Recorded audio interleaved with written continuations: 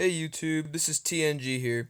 So today, I'm going to be showing you guys how you can connect an Xbox One controller, or an Xbox 360 controller for that matter, to your Mac. Let's get started. Alright, so the first thing you're going to want to do is click the link below in the description, which will take you to this website.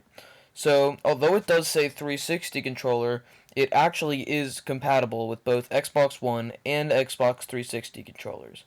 And it requires Mac OS 10.9 or later. So that's the system requirements for this, by the way. Whoops, that was just my controller slipping. Okay, anyway. So you're going to want to download the DMG file here. As you can see, it's unofficial. There's no actual official Mac drivers for the Xbox controllers, but, you know, there are some good unofficial ones out there. This one being the best in my opinion.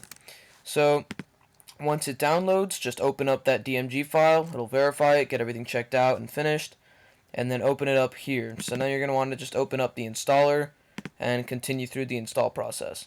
Now, I already have it installed, and I'm assuming that at some point or another you've done a setup on a Mac before. Installing all software is pretty much exactly the same in Mac OS X, so you should be good to go. And after it's installed, just be wary that it will require you to restart your computer. So, yeah, that's something good to know.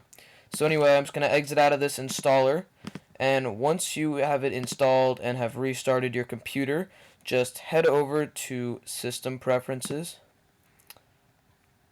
and go to the Xbox 360 controllers pane on the bottom.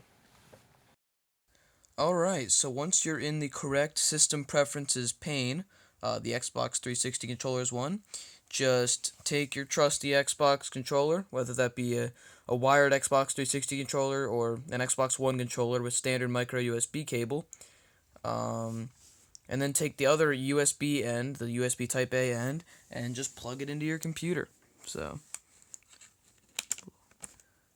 And there we go. You'll notice that immediately in the System Preferences pane, it will say what kind of controller you have. So if it's an Xbox One controller, it'll show it. Or if an Xbox 360 controller, it'll say that too. Now, just take your controller and move it around a little bit. Test it out. You'll notice that as I move it physically, in real time, it'll show it moving on the screen as well. And that goes for every single button. So just mess around with the buttons, try them all out, see how everything works. When you press down on a joystick, it'll light up. It's actually kind of fun to play with. It's pretty cool. Alright, so once you've verified that everything is in fact working as it should be with the System Preferences pane, and all the buttons are lighting up, everything's working good. Just something to note, I've been having some problems with it during this tutorial. Depending on the micro USB cable with the Xbox One controller, it can sometimes be kind of finicky. So often it's better to have it hardwired into it.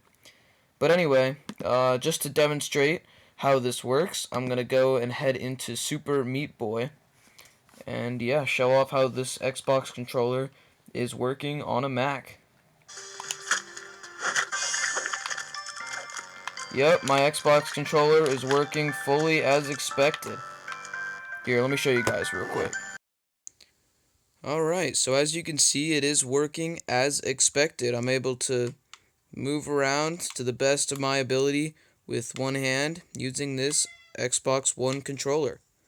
So anyway, that's my video. Thanks for watching. Like, comment, favorite, and subscribe if you found this video helpful. Alright, this is TNG signing out. Have a good one.